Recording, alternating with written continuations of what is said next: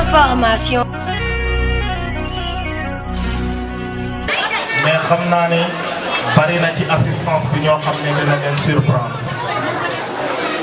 Mamadou Seye sa dem gi daal la ñuy jooy bay Mamadou sa dem ga moom la ñuy jooy Pape Fary ñoo ngi lay jaal di la jaale bay Mamadou bu la gisee ronkoñ tuuru xol fees fu ñu jëm Pape Fary Seye yaay ñun ñooy yow duñ la mës a fàtte Pape Fary Seye exemple modèle baa ngi nii Baye Mamadou li mu def ci réew mi Baye Mamadou li mu def ci njaareem Pape Fary ñoo ngi lay jaam meneen dina xooy mbayo mbaay yow mi dëkkee biir suuf soo demee neel Baye Mamadou ñun ñi ñoo ngi jooy ñi ngi jooy di ko jooy duñ ko mas a fàtte ci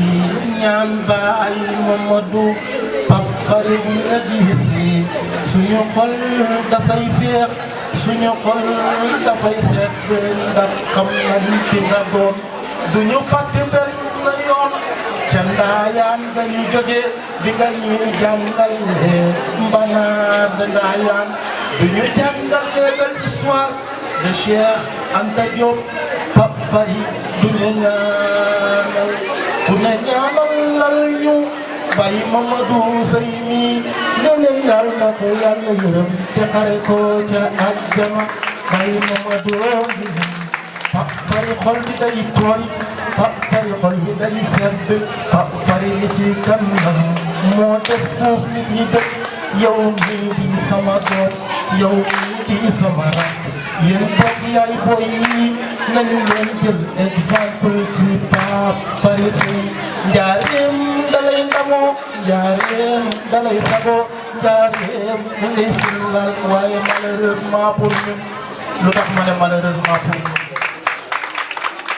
mooy fii bala ñoo xam rek nit gëddam dëgg wala ñu koy mandargal wala ñu di ko jox benn titre dañuy bàyyi ba mu dee yàlla yéex mais genre bu mel nii Pape Fary Seye genre bu mel nii inspecteur Moussa Mbaye genre bu mel nii le doyen Aliou Tine genre bu mel nii une lionne comme Penda Cissé ñooñu noonu dañ leen a war a génne fësal leen njaareem xam lan lañ doon pour xale yi parce que xale dafa soxla exemple nous vous remercions de votre attention.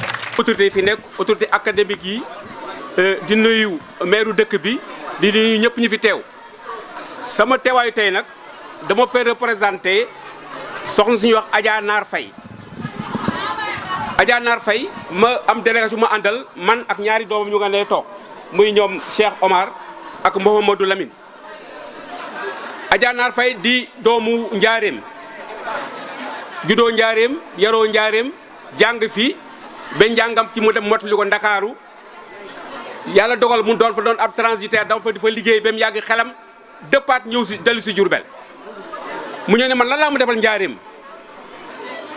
mën naa xam jàpp xaalisam tabax ay immeuble Dakar di ko loué mais def ne naa ñëw jéem a def njaareem loo xam ne doomu njaareem dañ ci mën a jëriñoo ci la tabaxee benn usine ci yoonu nebbe bi bu ñuy wax Sar Industrie muy usine diw di usine ripaas di usine mayonnaise di usine ketchup mu ngi dëkk sooy dugg nebbe di nga foofu usine bi ah Adja Naar nag foog naa wóolare Pape Fary Seye la ndax su ma juumul promotionnaire am la kon su ma yeboo ne yàlla moo xam boole nee na su ma ñëwee naa ko félicité Pape Fary Seye tatagal ko gërëm ko sant ko bu baax a baax ci honneur bi mu ko defal ndax lii ma ko defal du lu tuuti ci moom Adja Naar nee na mu ngi jàpp ne lépp loo jàpp na la ca jàppale ci lu mu mën ci kem kattanam lépp lu mu def rek xeeb na ko Adja Naar nee na nag am na lu ma yóbbante woon nag mu ne jigéen ñi surtout ci mois de mars bi nga xam ne jigéen lañ ko jagleel mu bëgg yéen parents d'élèves yi ngeen jàppale xale yu jigéen ñi ndax ci njàng mi pour le maintien des filles à l'école nañ bàyyi mot naa see nañ ko ski wala ma fukki at nañ ko may mu sëyi nañ jàng réew mi jàng ko yore développement ci njàng mooy première base développement kon nañ fexe xale jigéen ñi jàng bëgg nañ fi teewee déen yéen récipiendaires yi ñu am ay yeneen Adja Naar Faye yoo xam ne dañ mën a def ñi ay usines la ñuy def ñi tabax fi leneen loo xam ne doomu dëkk ñu mën a jëriñu loolu Adja Naar moo ko yóbbante mu ne pour naa ko wax parents d'élèves yi yéen xale yu góor ñi ngeen góorgóorlu bu baax jigéen ñi day fi mu ne nii dafa mel ni jigéen ñi léegi day taxawatuñu de xaaruñu de jàppatuñu ci sëy rek jàpp ñu ngi jàng bu baax la ñu daanaka su ma yeboon excellence bi tey léegi jigéen ñoo ciy ëpp loolu na maa ngi ci félicité jigéen ñi bu baax a baax soo xoolee li xew fii dafa mel ni jigéen ñi ñoo ëpp priorité ci école bi donc Pape Faty encore une fois merci ñu bëgg yéen récipiendaires yi ngeen jàpp si déwénee ngeen doon un exemple patent ngeen gën a progresser jàppale seen waajur yi ngeen xam ne le meilleur des investissements mooy investir ci sa doom ndax moo la yor ëllëg moo la jàppale parce que même su fekkee ne jëriñoo ko sa doom di am sa parent di am satisfaction ni jàpp naa sama doom ba mu réussir ñun loolu la ñu wut ñu parents d'élèves yi kon maa ngi sant ñëpp di gërëm ñëpp di wasalaam. Merci beaucoup. Monsieur l'inspecteur d'académie, monsieur le représentant de l'inspection de l'éducation et de la formation, monsieur le directeur de l'Institut IMD, chers enseignants, chers élèves, je suis particulièrement sensible à l'honneur que vous m'avez fait en me choisissant comme parrain de cette première édition de la journée de la fête de l'excellence de l'emblématique Institut Maoul Hayaat. Une fête à travers laquelle vous avez voulu booster les performances de vos élèves à travers la promotion du mérite, le culte du travail et la saine émulation.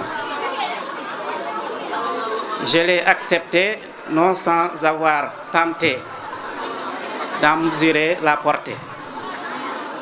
Je sais que c'est un geste qui traduit une marque d'estime et de considération à l'égard de ma modeste personne. Mais je ne suis pas sûr de mériter un tel privilège. Donc soyez en remerciés, monsieur le directeur de l'Institut Maoul Hayaat, vous et l'ensemble de vos collaborateurs. Mesdames, Messieurs, permettez-moi de m'adresser particulièrement aux élèves de l'Institut Maoul Hayaat, à qui la journée est dédiée et pour qui elle revêt une coloration toute particulière. Chers élèves, en ce moment solennel, c'est avec un agréable plaisir que je vous adresse mes vives et chaleureuses félicitations à ceux d'entre vous qui se sont distingués par d'excellents résultats. Mais je voudrais profiter de l'occasion pour les inviter à ne pas oublier qu'ils doivent continuer à briller sur le chemin de l'excellence et à demeurer des modèles. Pour cela, ils doivent continuer à travailler avec la même, sinon plus d'abnégation. Quant aux autres, j'ose croire qu'ils n'ont pas démérité.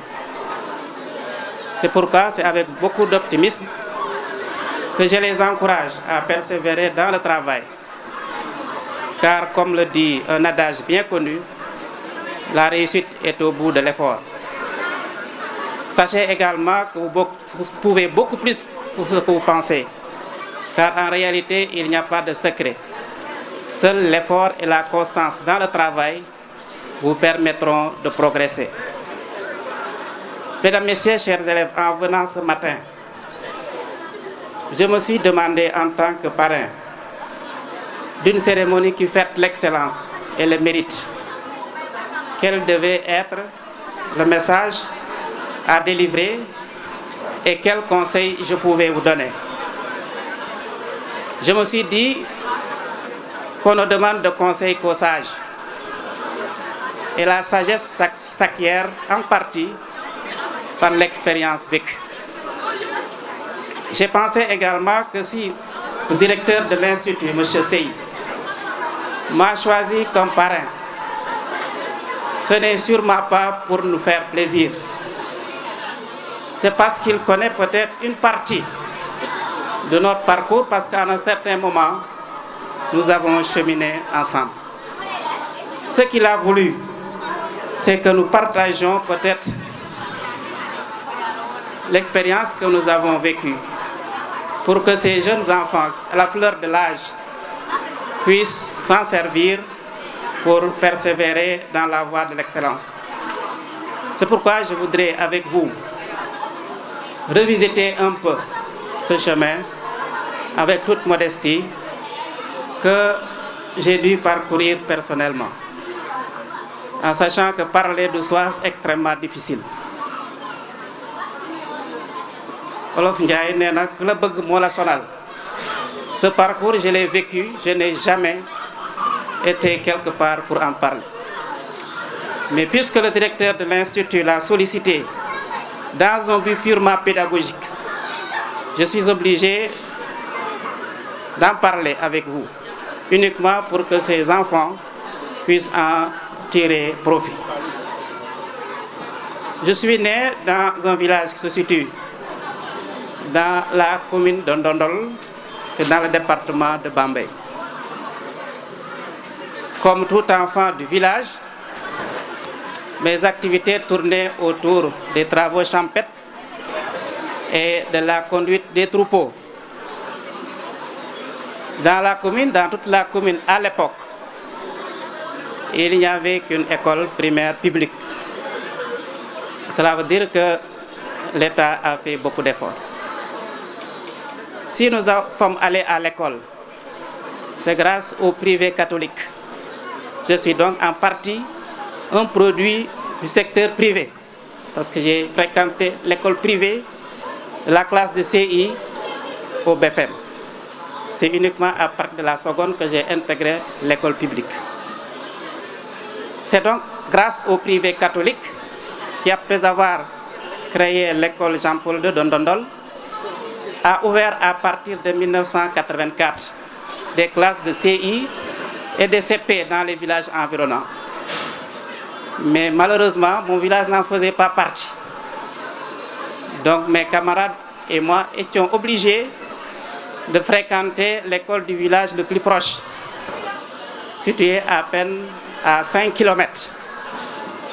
Une distance que nous devions parcourir matin et soir, tantôt sous le froid de l'aube, tantôt sous la chaleur de l'après-midi. Nous n'étions en réalité que 3. Les 2 autres ont très tôt abandonné, parce que peut-être ils ne pouvaient plus supporter les conditions difficiles, ou bien parce que leurs parents en avaient décidé ainsi. Je restais alors seul. Après la classe de CP, je fus transféré à l'école Jean-Paul II. La distance était encore beaucoup plus longue. C'était environ 7 km que je devais parcourir matin et soir. Il fallait se lever très tôt pour ne pas être en retard. Et à l'époque, on n'avait pas de montre, encore moins de portable. Donc, ma seule repère, c'était le chant du coq ou les pilons, les coups de pilon de nos braves mamans qui se levaient très tôt pour piler le mil. Pourtant, je n'ai jamais été en retard, presque, ni absent. J'arrivais très souvent avant l'ouverture des portes de l'école, parfois même avant que la cloche de l'église n'appelle à la prière du matin. C'est dire que je ne savais pas en réalité quelle heure je me levais pour traverser la brousse à l'âge de 10 ans, 14 ans, avec tous les risques que cela comportait. Et quand j'y repense aujourd'hui, j'ai vraiment des frissons, parce qu'en réalité, seul Dieu nous protège. En 1990, il faut dire également que nos parents aimaient beaucoup nous voir à l'école. Mais ils ne savaient pas, ils pensaient que les études se limitaient à l'école. Ils ne savaient pas qu'à la maison, je devais faire des exercices, que je devais apprendre mes leçons. Donc à chaque fois que je n'allais pas à l'école, mon père en profitait pour me confier du travail.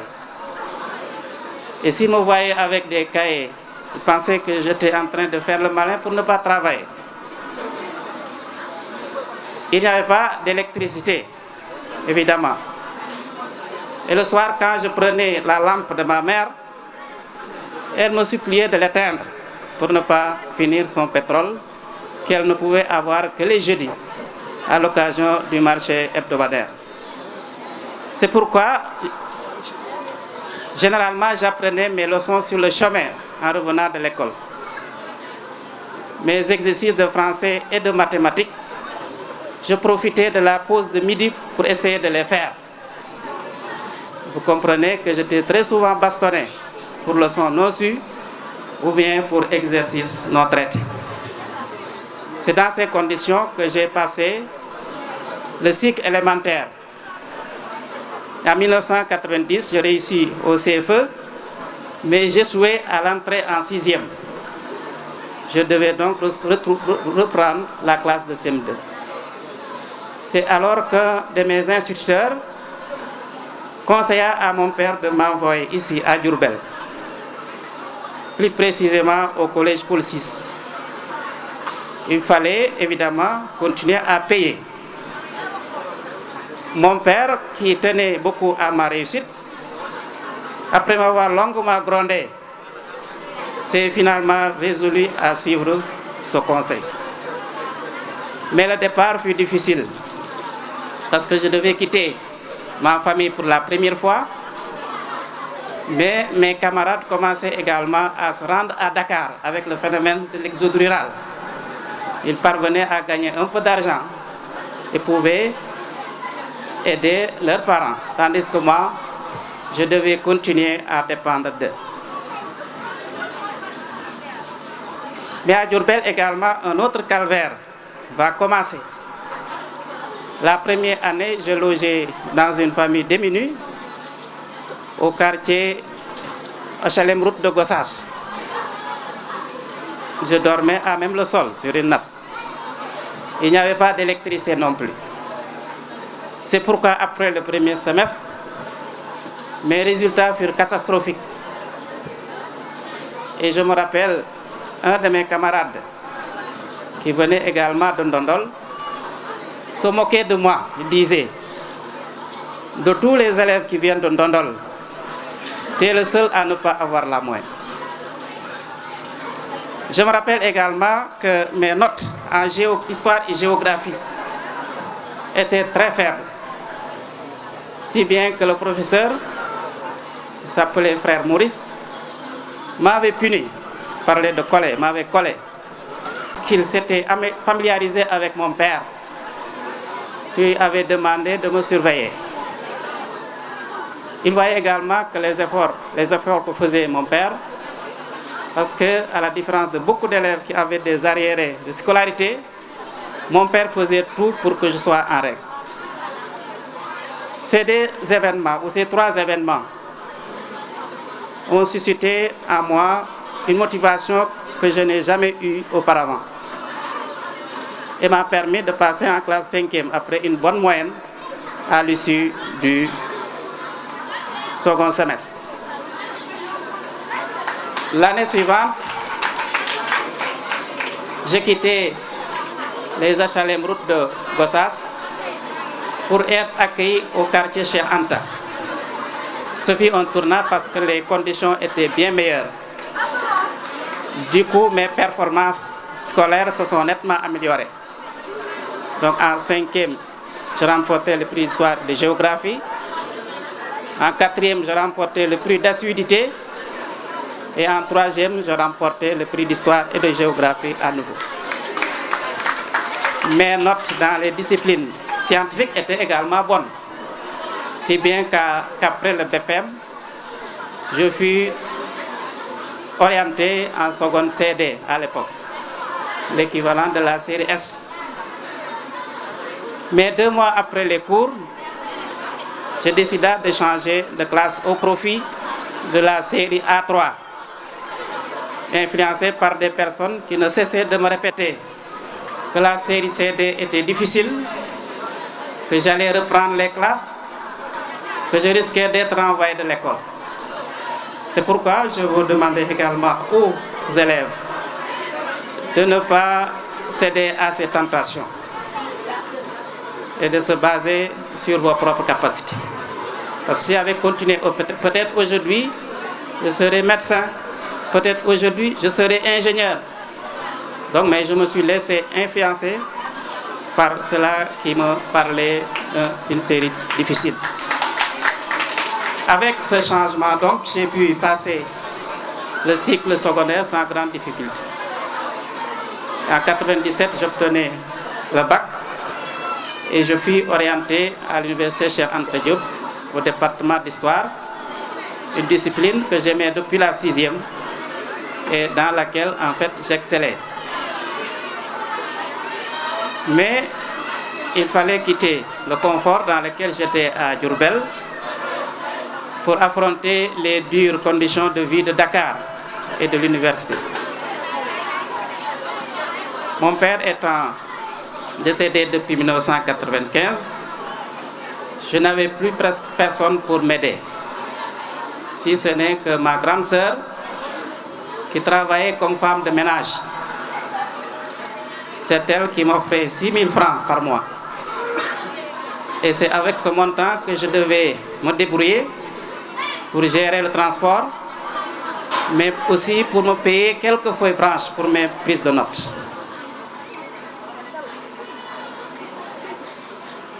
J'étais évidemment assez bien préparé, mentalement et physiquement, par les dures conditions que j'ai vécues à l'école élémentaire. Pour gérer ce montant, j'étais obligé très souvent de marcher de Guédiawaye à l'université. Je passais toute la journée sans manger, presque. Je ne mangeais que le soir. Et pendant toute la première année, je n'ai presque jamais mis les pieds dans les restaurants universitaires. C'est comme ça que j'ai négocié la première année. Et je profitais des vacances scolaires pour faire de petits boulots. Du genre vente de sachets d'eau à Dakar, vente de cacahuètes ou ouvrier maçon. Ce qui me permet de gagner un peu d'argent et de pouvoir m'en sortir. Mais par miracle, je validais la première année dès la session de juillet. Pourquoi? Parce qu'au moment où les élèves à midi rentraient au campus, prendre le déjeuner, rester dans les chambres autour du thé, moi je restais soit à la bibliothèque, soit dans les salles de classe, et je ne faisais qu'apprendre. Donc c'est normal que je puisse valider la première année dès le mois de juillet. Parce que nous avons mis à profit les difficultés de la situation, peut-être pour s'en sortir. Ce qui m'a permis, bien entendu, d'avoir la demi-bourse l'année suivante. Et à partir de ce moment, tout était devenu facile. Donc j'obtiens la licence en 2000, la maîtrise en 2002 et le DA en 2003. Mais à l'âge de 25 ans, il fallait penser à trouver du travail. Et les opportunités étaient très limitées pour le littéraire que j'étais. Pratiquement seul l'enseignement s'offrait à moi. Je tentais le concours d'entrée à l'école normale supérieure en 2002 et le concours de l'école nationale d'administration en 2003, mais sans succès. Je me lançais alors dans le vacatariat. Et après ma sélection, je fus affecté à l'académie de Ziguinchor, au lycée de Koubanao. Prise demande un sens élevé de l'action, guidé par l'ambition, la volonté et la confiance en soi. Mes chers élèves, pour les apprenants que vous êtes, ces qualités doivent être soutenues par un comportement exemplaire, fondé sur la discipline, sur l'assiduité, la ponctualité, la politesse, l'humilité et surtout la patience, qui à mon avis est la plus belle expression du courage.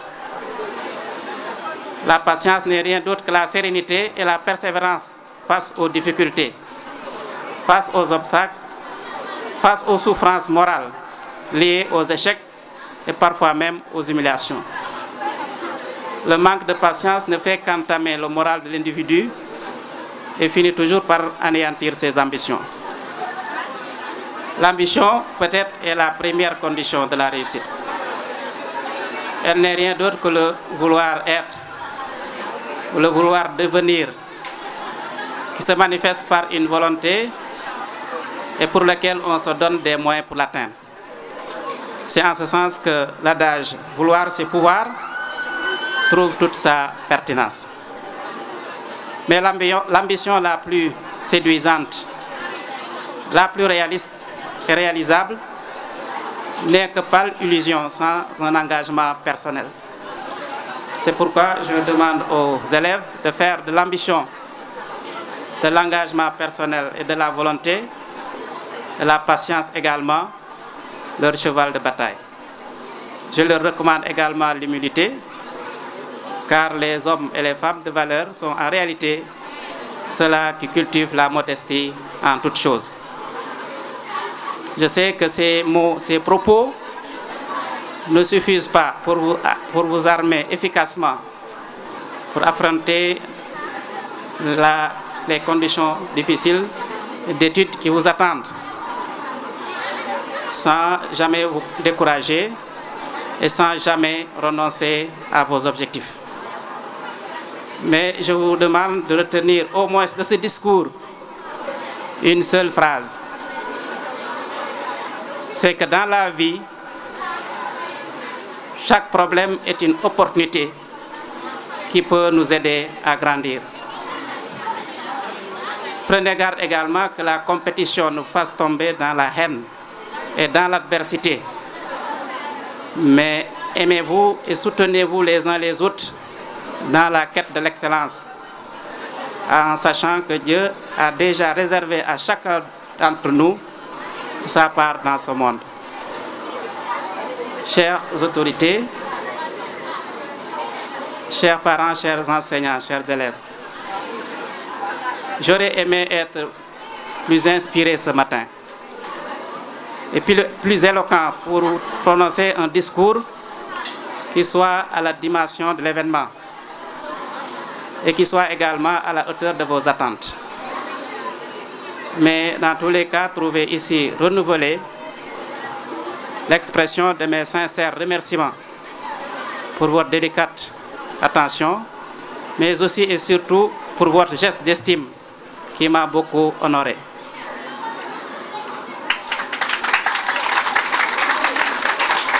Merci de nous avoir offert cet instant magique. Qu'Allah vous aide à pérenniser cette activité pour que vos espoirs soient comblés et que l'Institut Maoul Hayat continue d'entretenir vivante la flamme de l'excellence. Je ne saurais terminer sans remercier les honorables autorités administratives et académiques dont la présence a hautement rehaussé l'éclat de cette cérémonie. Honorables assistants, mesdames, messieurs, je vous remercie de votre attention. Bonjour, je suis Ndeye Adama Diop di def classe 3e ngee école Institut Maoul Hayaat de Diourbel. Tante ak mbégte di encourager ñi nga xam ne jox nañ leen prix d'encouragement pour bu déwénee ñu mën a ñëw incha allah. Non amul difficulté de parce que soriwaay bi moo tax ñu indil ñu ay bus pour ñu ciy dugg. ñi am difficulté moo ñu jël yeneen transport parce que transport boobu boo tardé foog ñu teel a ci porte bi te bu dee bus bi la administration moo ko des. di leen assister di leen surveiller di xool ci li ñu nekkal yooyu. di xool seen notes yi fu ñu faible yooyu ñu leen fay aider wala ñu defal leen ay cours particuliers. xanaa jërëjëf rek amul moo bu ko ëpp daal jërëjëf waaw. Bonjour, maa ngi tudd Nogay Fall maa ngi def classe 3e. kontaan naa si trop kontaan naa si macha allah yàlla na yàlla dolli yëpp ba ma am beneen moyen gën a baax bi incha allah. maa ngi leen ñaan ñu gën a yokk li ñuy def rek te bañ a reculer moo gën daal pour ñu gën a firndeel pas fëri daal ne moo yor école bi daal moo yor réew mi. sori na ndax fi ñu doon jàngee moo ñu gënoon a jege maintenant fii dafa sori torop waaye neex na tamit li mu sori moom neexee na ko nu ne école bi daal macha allah amuñu luñ si wax pas fëri daal amuñu luñ koy wax lu dul mu yokk ñun ñëpp ñu yokk ba école am bi moom xam naa fu kawe lay yegg moom macha allah dina fa yegg mu gën ñoo dimbale daal ñun tamit ñu gën koo dimbale ndax lii lépp moom la. C'est Pape Fary Seye, le directeur de l'Institut Maol Hayat de Diourbel. Oui, aujourd'hui on a fait la première édition de la fête de l'excellence qui regroupe tous les meilleurs élèves de l'école. Donc on a un cycle élémentaire, on a primé ceux qui ont une moyenne supérieure ou égale à 8. On a aussi primé le moyen et le secondaire, ceux qui ont une moyenne supérieure ou égale à 14 au sortir du premier semestre. Donc la fête a primé pour le collège 39 élèves et pour l'élémentaire 9 élèves. En plus de ça, nous avons donné des prix d'encouragement à ceux qui ont une moyenne supérieure ou égale à 13 dans le collège et ceux qui ont une moyenne supérieure ou égale à 6 dans l'élémentaire.